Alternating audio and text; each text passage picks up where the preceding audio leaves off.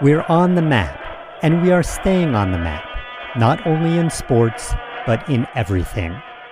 Those were the words of Tal Brody, team captain of the Maccabi Tel Aviv basketball team, after they defeated the Soviet team 91-79. CSKA Moscow, the Central Sports Club of the Soviet Red Army, had won multiple previous FIBA European Championship Cup games and were considered the best. They recently beat the United States in the Olympics. In February of 1977, when the Soviets were to face the Israeli team, they opted to hold it in Belgium in a small venue. At the time, Israel was only 29 years old and still considered a small, young country with little to make it famous besides wars. The Soviet Union, meanwhile, was one of the largest and most populated countries who were sending military advisors to surrounding Arab nations, specifically Arab nations unfriendly to Israel. So when Israel unexpectedly defeated the Russian team by such a large margin, it made international news. The fans poured out into the stands and began waving Israeli flags, singing and dancing the hora. Here's how the Jewish Telegraphic Agency reported it. Israelis beat Russian hoopsters. Israel went wild after the Tel Aviv Maccabi basketball team's surprise 91-79 victory over the Soviet Union's champion Moscow team. The game was broadcast live from Belgium, during which time the streets of Israel's major cities were almost empty. But as soon as the game ended, the streets erupted with people cheering and dancing and the sound of automobile horns. The victory assures Israel a spot in the European Cup finals.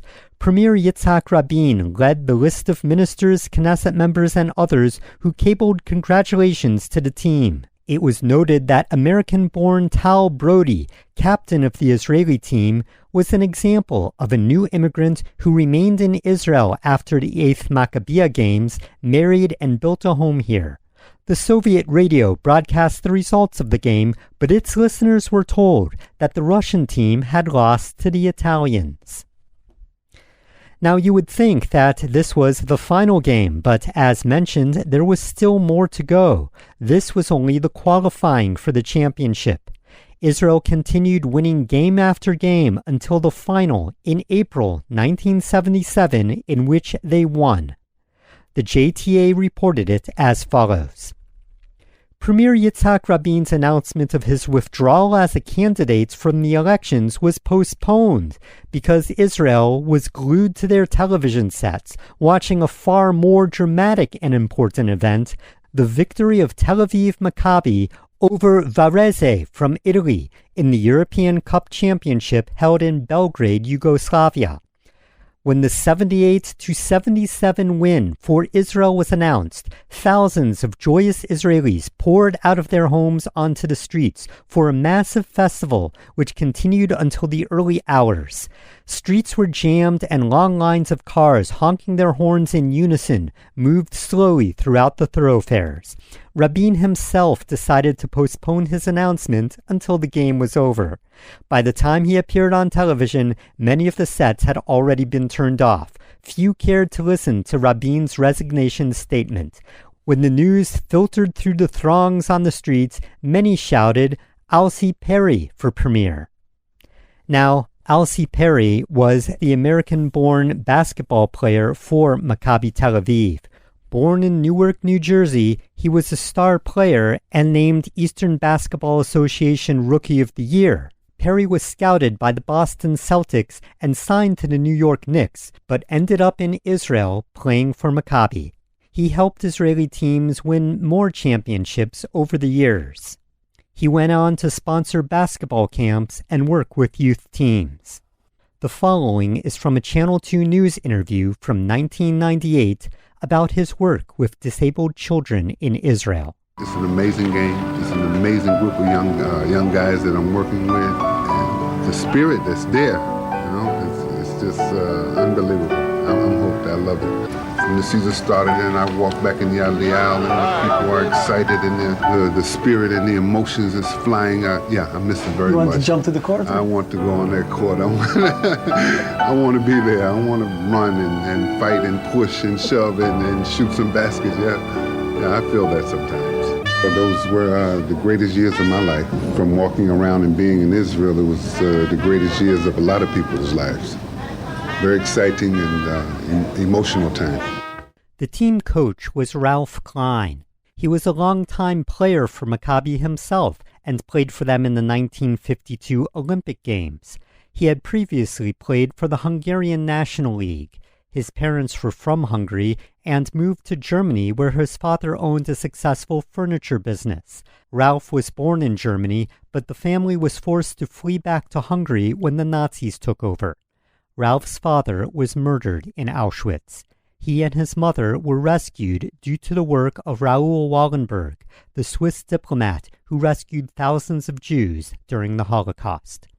Ralph Klein became coach of Maccabi, the team he played for, in 1965 and led them to victory. It was he who recruited Aulcie Perry because he thought Perry would be a good team player. I was playing in the professional summer league in New York. We win the game, and after the game, Shamluk walks into the locker room. He said, my name is Shamluk, I'm from Israel, and I'm looking for a player. He said, but it's two things. We only need a player for 6 games. We're playing in the European Cup for 25 years. We never made it out of the first round. And second, the coach needs to see you. I didn't care, I was ready to go. Elevator door opens. A player comes out 2 meters 12 and about this wide. And I knew Maccabi done brought another player to look at in the last minute. I'm supposed to be flying to Israel in the morning. So it took all the air out of me.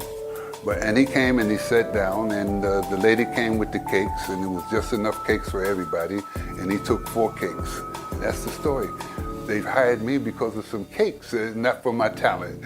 When he took those 4 cakes, Ralph saw him, and he wasn't thinking about the other players. And that's the magic in Ralph. He felt that I was a team player, that I thought about everybody else. He took those 4 cakes, and I got the job. And I got to Israel. We made it past the first round. Then we had met up with Cheska. Can't believe how we beat Cheska. They're still talking about it. And then a month and a half later, we won the European Cup, and my life changed. Completely changed. Ralph Klein, Mr. Basketball, was honored with the Israel Prize for his life's work. The other members of the winning team were shooting guard Miki Berkovich from Kfar Saba. He was named one of FIBA's 50 greatest players and went on to become the owner of the Ramat HaSharon basketball team. Lou Silver from New York went on to lead the Israeli national basketball team when they won a silver at the Eurobasket 2 years later. He went on to become a lawyer. Shuki Schwartz was born near Haifa. He won awards for Israeli basketball teams throughout the 1970s and later became a successful businessman. Shmuel Machrovsky was the team manager, a position he held for over 30 years. In 2016, a documentary was released called On the Map. In 2020, a documentary called Aulcie was released about the story of Aulcie Perry. Later that year, the Israeli-American Council held a reunion with the team members on Zoom. Here's some of the excerpts. If I think about my basketball career at all, it's with Maccabi as the highlight, but the Russian game was very, very significant. And the fact that we won the championship after that by 1 point, which no one expected, made it even better. It magnified what happened. But the Russian game was very, very significant. You have to remember that Tal was with the American Army team, and we convinced him to come here to Israel, and he did it. He changed all the map of the sport in Israel, because those days children were going to tennis or to football, but none of them were going to basketball. And when Tal came, he changed all the view of the young players. That game was supposed to be played in Russia, and it was supposed to be in Moscow, and it was supposed to be played in Tel Aviv, the second game. But because the Russians refused, as they were the military advisors for all the Arabic countries around us, for 7 years, they refused to play us. But in 77, because they beat the U.S. team in 72, Sergei Belov, who I would meet practically every year, we would come to be at the Legend Banquet and at the NBA Suite at the All-Star Weekend, said that they convinced the Soviet government that because they beat the U.S. team, what do they have to be afraid of the Israeli team? Now, they chose the neutral place, 500 people. But they didn't realize that 498 will be Israelis and Jews from Europe to come to support us, and only 2 KGB agents are cheering for the Russian team, for the Soviet team. And it gave us a home court advantage. So their biggest mistake was playing in that small gymnasium, which they chose. It would have been a much more difficult game if they played on a normal, open, large gymnasiums they have in Europe. And that was their mistake and our wonderful victory.